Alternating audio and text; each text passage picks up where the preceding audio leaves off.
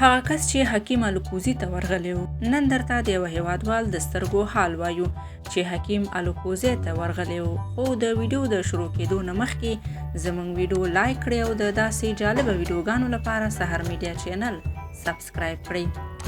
یو هیوادوال قصه کوي، وایي کله چې مې پرون د طبیب الکوزي چکک ترلاسه کړ، هغه مهال مو په کورنۍ کې 4 نفر یعنی 2 نارینه او 2 زنانه د کرونا له امله د قرنطین سره په ډیر وخیم حالت کې وو. په دغه کسانو کې مو د 2 نفرو ته حتی اکسیجن لګولی وو. موږ الحمدلله په کور کې داخله ډاکټر هم لرو.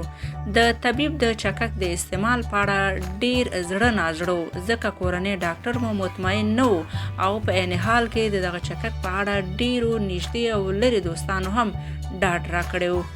لنډه دا چې د ناروغانو د حالت د خرابوالي له امله موږ مجبور شو چې د طبیب جوړ کړی شوی چکک استعمال کړو. موږ دغه چکک پرون شاوخوا د ورځې 3 بجې خپلو ناروغانو ته ورکړ. هغه 2 تنه ناروغان چې د تنفسي ستونزو له امله یې په مصنوعي اکسیجن ګزاره وه، د چکک تر خوړلو وروسته یې ټوخی او سالنډي په 100 ساعتو کې ډیره کمه شوه. تبه او د نس ناستې مشکل یې هغه ګړی حل نه شو، خو نن یې دغه دواړه مشکلات هم الحمدلله د پرون په نسبت کم شوي دي. دا چې پر مخ به څه کېږي الله جل جلاله ته معلومه ده. خپله د دې چکک په ترکیب او اجزاو خبر نه یم او نه یې هم په جانبي عوارضو تر دمګړیه پوه شوی یم. د دې چکک پیژندنه او د جانبي عوارضو د معلوماتو مسؤلیت د روغتیا وزارت او اړوند روغتیايي بنسټونو دی. هغوی ته پکار ده چې ژر تر ژره ولس له دغه ګنګس حالت څخه راوباسي.